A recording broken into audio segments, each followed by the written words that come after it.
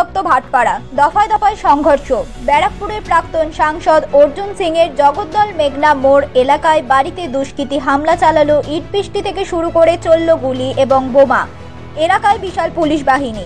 সংঘর্ষ থামাতে গিয়ে গুরুতর জখম হয় র্যাব এবং পুলিশ কর্মীরা। আহত হয়েছেন ব্যারাকপুরের প্রাক্তন সাংসদ তথা বিজেপির নেতা অর্জুন সিং। তাকে বাঁচাতে গিয়ে গুরুতর জখম হয়েছে কেন্দ্রীয় নিরাপত্তা বাহিনী জওয়ানরা। অর্জুন সিং এর উপরে হামলার অভিযোগ তৃণমূলের স্থানীয় কাউন্সিলরের বিরুদ্ধে। তৃণমূলের পাল্টা হামলার অভিযোগ অর্জুন সিং এর বিরুদ্ধে। মজদুর ভবনের উপরেই অ্যাটাক হয়েছে, নিচে আপনি দেখবেন ইট পাথর গুলি সবই চলেছে। তারপরে আমি নেমেছি, আমাকে সব চিল্লাচ্ছে, আমি ঘুমোচ্ছিলাম তো চিল্লাচ্ছে, তখন আমি নেমেছি। নেওয়ার পরে নিচে দেখছি তো পুরো বম, পাথর ইট চালাচ্ছে। আর পুলিশ পিছনে, ওদের পিছনে পুলিশ দাঁড়িয়ে আছে, এদিকে আমাদের সিকিউরিটি দাঁড়িয়ে আছে পুলিশের সামনে। আপনি কি আহত হয়েছেন? আমার পায়ে বোমের স্পিলটা লেগেছে। তখন বোম চলছিল, আপনি যখন নিচে? কারণ 20-25টা বোম চলেছে, তারপরে 15-20টা গুলিও চলেছে। যারা করেছে তাদের কোনো রকম শনাক্ত করতে পেরেছেন? হ্যাঁ, নমিত সিং ছিল, আর ওই যারা এনআইএ কেসে সব আসামিগুলো সব ছিল। নমিত সিং কিন্তু এর আগেও আপনার বাড়িতে বোম ঘটনা গ্রেপ্তার। সিসি ক্যামেরা লাগানো আছে, তা সত্ত্বেও সিসি ক্যামেরা দিয়ে কি হবে? পুলিশের সামনে বোম চালাচ্ছে, আর সিসি ক্যামেরা কি করবে? সিসি ক্যামেরা, সিসি ক্যামেরার সামনে গুলি চালাচ্ছে, বোম চালাচ্ছে। তারপরে ওকে পুলিশের সিকিউরিটি, জগদ্দলের এমএলএ থানা থেকে ওকে অ্যারেস্ট করে নিয়ে গেছে। একটা তৃণমূলের একটা লোককে মেরেছিল, তখন গুলি চালিয়েছিল।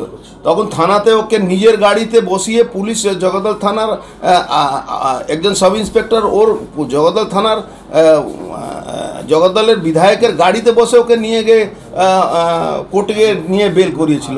তো ও বোমগুলি না চালালে কে চালাবে? প্রশাসনের নিয়ন্ত্রণের বাইরে চলে গেছে। প্রশাসন এখানে কোথা আছে? পশ্চিমবাংলা প্রশাসন আছে। পশ্চিমবাংলাকে মমতা ব্যানার্জি জিহাদিদের আন্ডারে দিয়ে দিয়েছেন। এখন বাঁচার জন্য আমাদেরকে নিজে লড়তে হবে। দাদা, আপনি জেড ক্যাটাগরি নিরাপত্তা পান, আপনার এখানে সবসময় 144 থাকার কথা। পুলিশ নিরাপত্তা সবসময় পুলিশের সামনেই হচ্ছে। সব থেকে বড় ব্যাপার আর কি আছে? মানুষ খাকি বর্দি দেখে একটু সন্তুষ্ট থাকে, যাক পুলিশ এসে গেছে।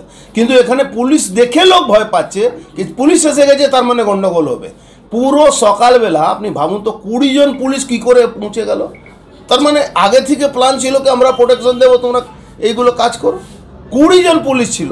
20 জন পুলিশের মাঝখানে একটা ভিডিওতে দেখবেন পুলিশকে ধাক্কা দিচ্ছে। পুলিশ হয়তো সব পুলিশ খারাপ হতে পারে না, কেউ পুলিশ যদি প্রতিবাদ করছে তাকে ধাক্কা দিচ্ছে। কি করছে পুলিশ?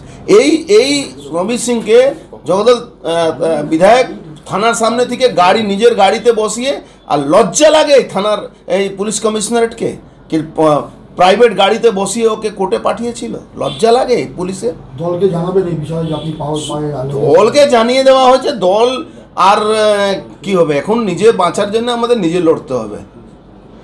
ভারতীয় জনতা পার্টি প্রত্যেকটা কর্মীকে বলবো, নিজের হাতে এখন লড়াই জন্য অস্ত্র নিতে হবে। মা দুর্গা এসছেন, নিজের লড়াই নিজে লড়তে হবে, কোনো উপায় নেই।